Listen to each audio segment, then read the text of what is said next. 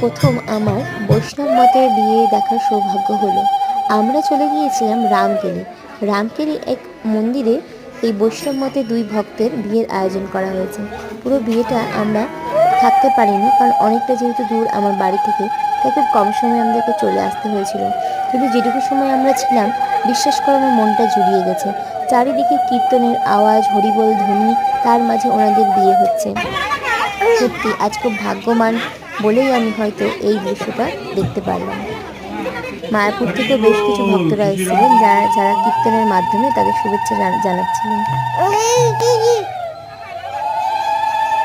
আমার ভিডিওটা like comment করে দিও, এবং যাদের ভালো লাগে তারা প্লিজ সাবস্ক্রাইব করে নিও।